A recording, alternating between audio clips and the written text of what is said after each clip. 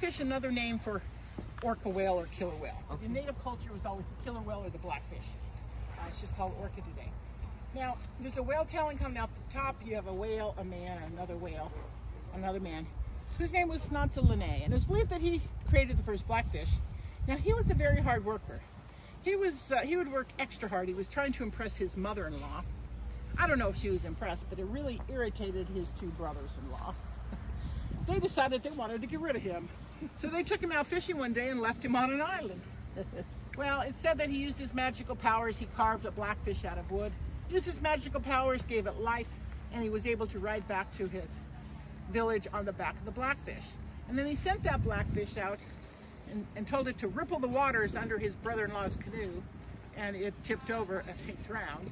And then he said, now do no harm again. Now there are actually documented events where orca whales have pulled people in from drowning to the beach. So maybe they took Linné's advice to heart. You don't know. So it's just called the blackfish pull. Okay, let's come out here and I'll put that in.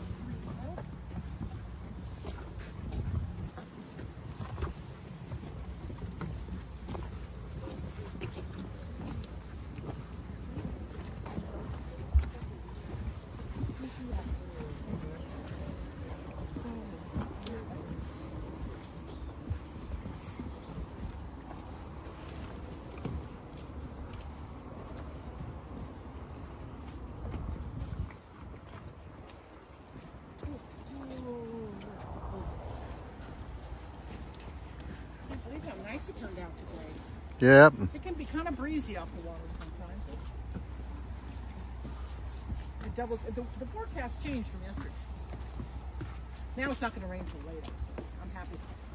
Okay, these three totem poles in the middle of this grassy area here are from Haida villages. So the two at the very front are from Haida, and these three. Now notice a lot more detail, a lot more color, a lot more overlapping carving than the trinkets. The trinkets, a lot of bare space. Trinkets did sometimes carve the whole pole, but pretty separate carving.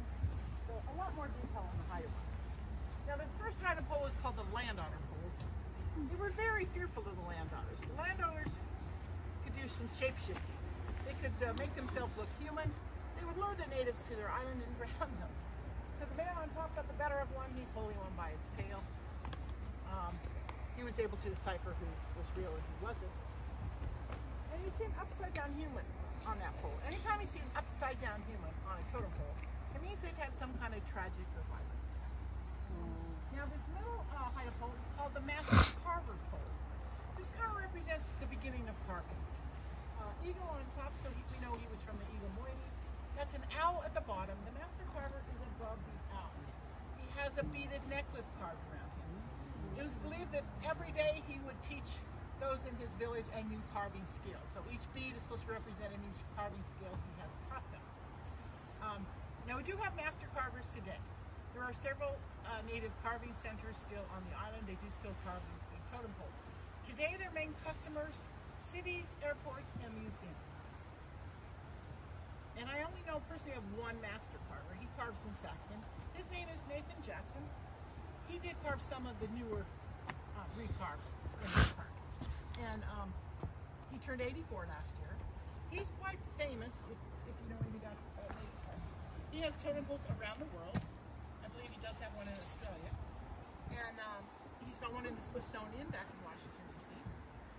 And he will take on apprentices. Now the skill he looks for